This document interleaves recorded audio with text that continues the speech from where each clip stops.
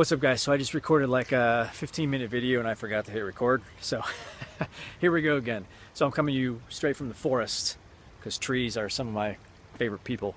So I had 3 good auditions last week,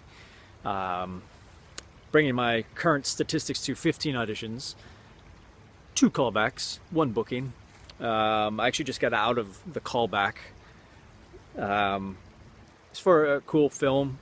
And I feel pretty good about it, so I should know this week. I think it shoots next week, so I'm sure they're casting this week. The other 2 auditions I had really good feeling about, especially this one. There's this new CBS show coming out, and it's perfect. I'm perfect for the role. It's, you know, for all intents and purposes of this, you know, it's basically a cop role, but it's a strong character and a strong recurring role, or potential for a really strong recurring role on this show, and I felt really awesome about it. So maybe they already cast, I don't know, but if not, then I want more of those.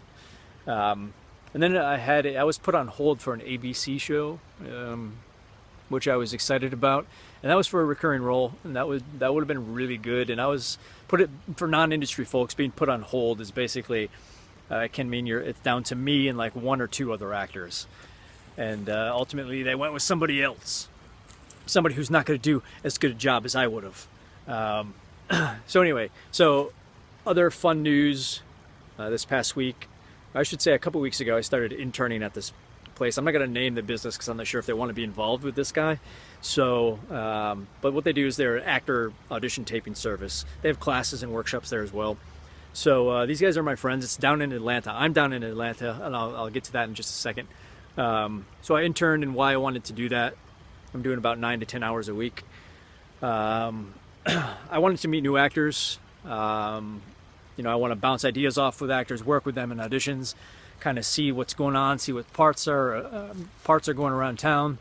You know, making contacts is always one of the best things you can do. And you know, kind of get a little bit of behind the scenes action going on, see how everything goes down. And they're good guys over there. So I started doing that, and now we're in the throes of pilot season when all the new shows are being made. And I was in LA. I could go on about this for like a week. Like I could just talk about this every day for a week, but I'm going to do the most, the quickest summary for what I'm trying to achieve in these videos anyway. So I've never really had a pilot season per se. Usually, you know, if you're like a celebrity or a name, you're often courted or offered roles, the lead roles of these TV shows.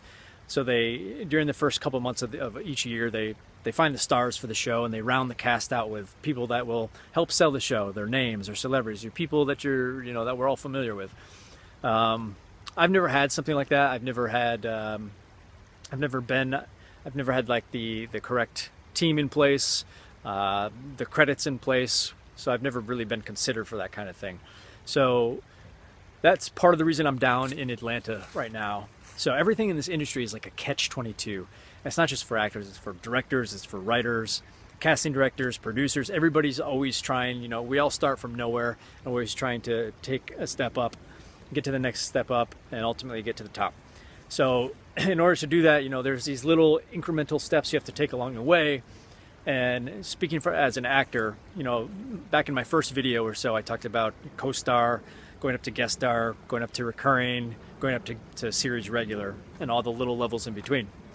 So that's kind of what I'm talking about. So when you're starting out as an actor, you know, you're trying to get your first speaking role, and nobody wants to see you for that speaking role because you don't have experience having it.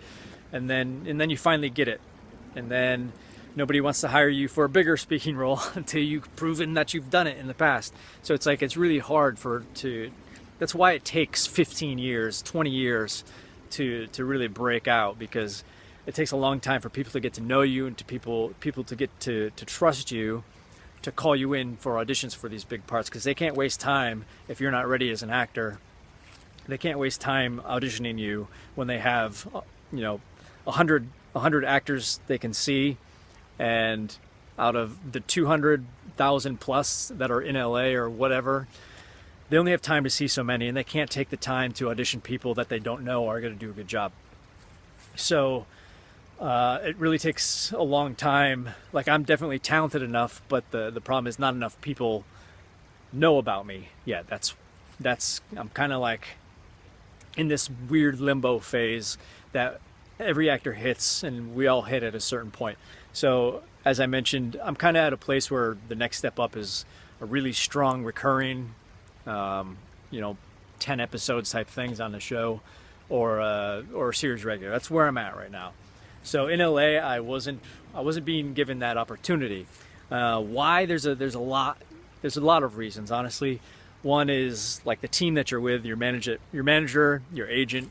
They all have different contexts in the business. So if your agency or your manager doesn't have the correct contacts, or doesn't have like the right amount of clout per se to get you in with certain offices that are casting these new shows or casting these series regulars, you ain't getting in. So I've always had a good team. I've always loved my agent. I've always loved my managers. But they were never like the top 15, top 20 agencies or companies. So I've always, that's part of the reason. I can't say that's the only reason. I haven't been ready as an actor. For the majority of my career, I wasn't ready. The majority of my career, I spent building my resume and learning and prepping myself for these opportunities. But I've been ready and waiting, trying to make it happen for, the last 2 or 3 years. I've been ready. And so also in LA, it's like, if you're outside of these 15 or 20 agencies, top 10, 15 agencies, 20 agencies, whatever it is, it's an arbitrary number, really. I don't know what it is. But anyway, if you're not with one of the top agencies, it's really hard to get seen this time of year for these new shows. They're hiring their names and their celebrities right now. So me not having a pilot season in 7 years, I was like, I got to try something new. Like any business, will struggle, it will fail if you don't adapt. So that's what I did. I went down to Atlanta because in Atlanta, this kind of system doesn't really. Here comes a truck. Hold on one sec. Here's some dancing eyebrows in the meantime. I can't do The Rock.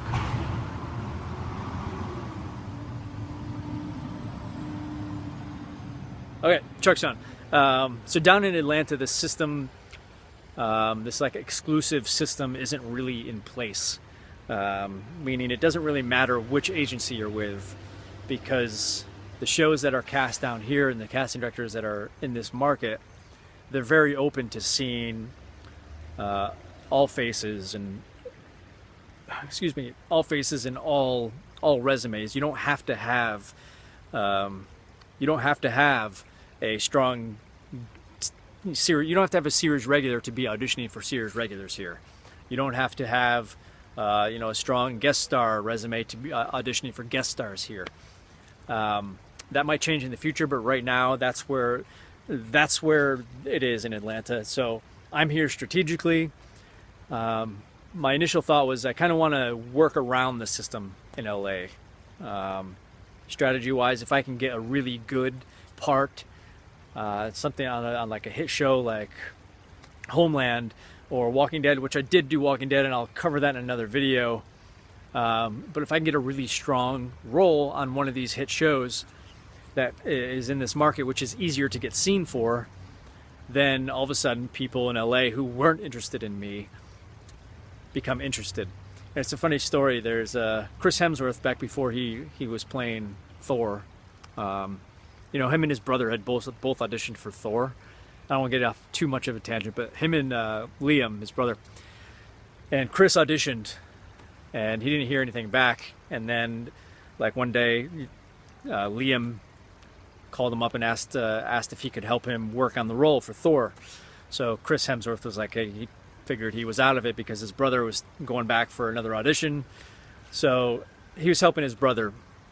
And that all went down, and then Chris Hemsworth ended up getting the role. So I guess he was like the favorite all along, but they were just making sure they really wanted Chris Hemsworth. But anyway, so Chris Hemsworth, I don't remember which magazine I was reading, but he talks about this same concept where he got tired of Hollywood because for so long he had, wanted to be a part of so many projects. He was auditioning and he really tried, and nobody was hiring him. But then he gets Thor, and all of a sudden everybody wants to hire Chris Hemsworth.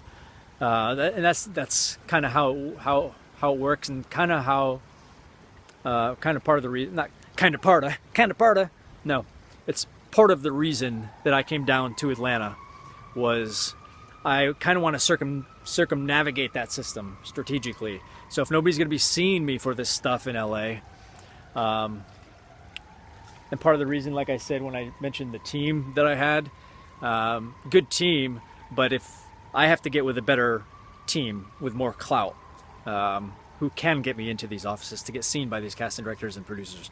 So that's another reason. So they weren't interested in me in LA because people of my age, you know, white dude, mid-30s, they have series regular credits. They have a lot more credits than I do.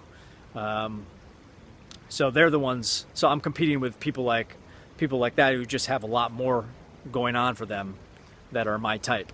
So, and agencies are full of people like me too. They already have 5, 10, 15 white mid-30-year-old leading men dudes. So there's not a spot for me in their roster. Even if they were interested, there's just not a spot. They're not going to make their clients fight each other on the same roster. You know what I mean? So coming to Atlanta, it kind of I can use it as my to my advantage to kind of get around the system. I'm with a great agency here. I've been with them for 4 or 5 years, and I've been getting great auditions. For example, one of them was the Tom Cruise movie, American Made. I rarely got seen in the 7 years in LA. I saw maybe 2 auditions. I saw maybe 2 auditions in 7 years for a feature film, like a studio film. But Atlanta, I have them often. And so that's I'm going to kind of use Atlanta as a springboard to propel me past all these people that aren't interested. So I'm going to be like the next Thor, where I'm going to get a rock and roll on something, and then all of a sudden these huge agencies are going to call me, these huge productions, huge directors, they're all going to call me because they want to work with me all of a sudden. Unfortunately, it sucks to do that, but that's how things work in Hollywood. That's the whole big break thing. Some people just get that big break because, again, it only takes one person to say yes. And that can literally, it can change overnight. It can literally change at any time, which is the cool part. Sorry, you're like looking in the sun now. Move here. So, you know, that's, like I said, that's the cool part, is it only takes one person to say yes.